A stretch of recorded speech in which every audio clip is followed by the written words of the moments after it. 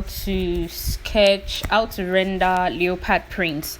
So you repeat the same thing you probably wanted to do for maybe whatever fabric it is that you're working on. Repeat those same steps, finish rendering the fabric.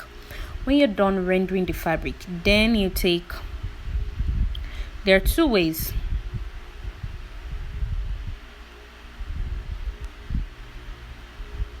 There are two ways to do it. So I'm going to zoom in so you can see the two different ways.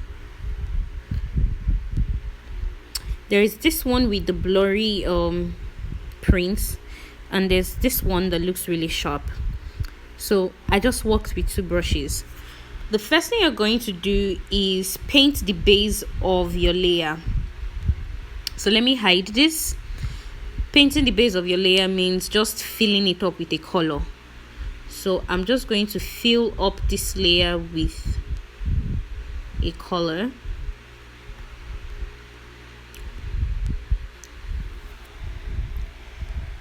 Fill it up with a color. Let me work with say this color. So I filled it up with this color. Now, depending on the color of the print you want to do, if you're working with red, that means what you're filling up with is a dark red. If you're working with you're working with yellow, you fill up with a dark yellow, because the base layer is always darker with animal print because they have a lot of mud or a lot of dust on it and all that. So now that you filled it up, you cancel that selection if you're working on a plain canvas like me. But if you're working on a dress, please do not cancel your selection. So you cancel that selection and you just select your airbrush. This is the first way. After selecting your airbrush, go to a bright color of the color you were initially working with and sort of like increase the opacity as much as you want. Use the appropriate size of brush and just paint that. Now, I'm not just putting dots. If I zoom in, you see that I am putting different shapes of, marks on it. Some come as a dot, some come in circles, some come like square-like, some come as a rectangle, just like that. Then you take black and reduce the size of your brush.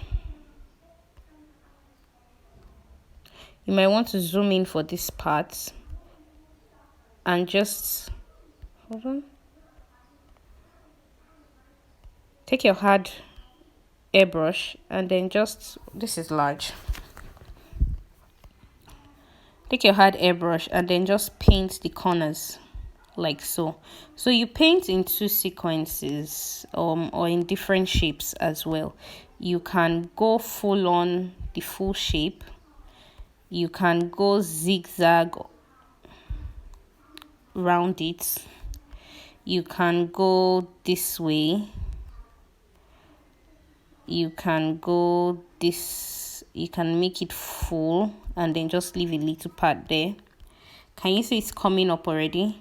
You can go, it doesn't have to be straight. Please note, you don't have to make it very defined or very straight, because animal prints, like, it's not consistent all round. So you definitely don't want to have, the same shape everywhere. And try not to make perfect circles when you're using the circle part.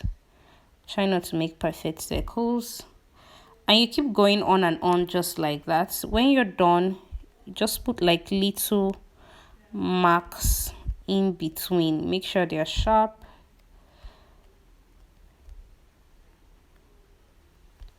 And there you go. That's one way.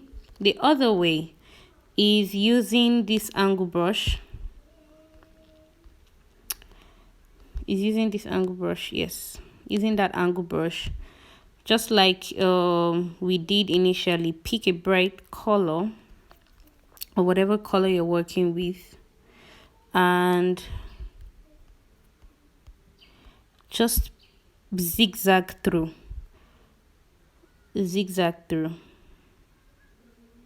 Like I said, it doesn't always have to be the same shape.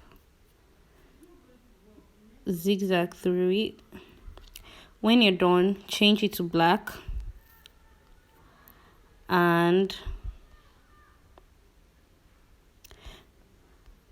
change the brush.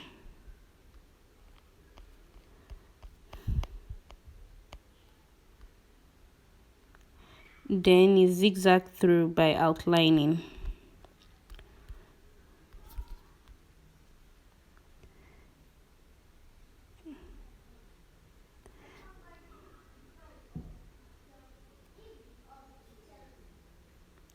Don't forget to leave small spots in between.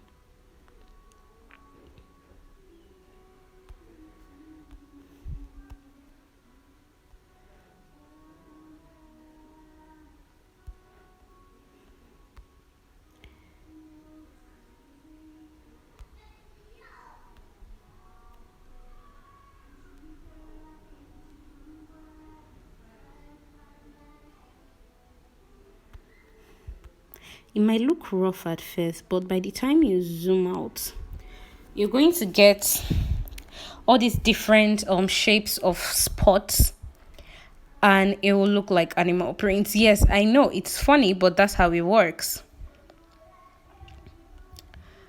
Then when you're done, just take your airbrush. When you're through, just take your airbrush, do the usual, reduce opacity, and just darken around every spot. Darken around every spot like so. Just darken it. Just make sure to use the appropriate brush size. I'm not really going into details because I'm sure by now you already know how to work with your tools, so you should know all the vocabularies that I'm using. So just darken round around it, and that's it.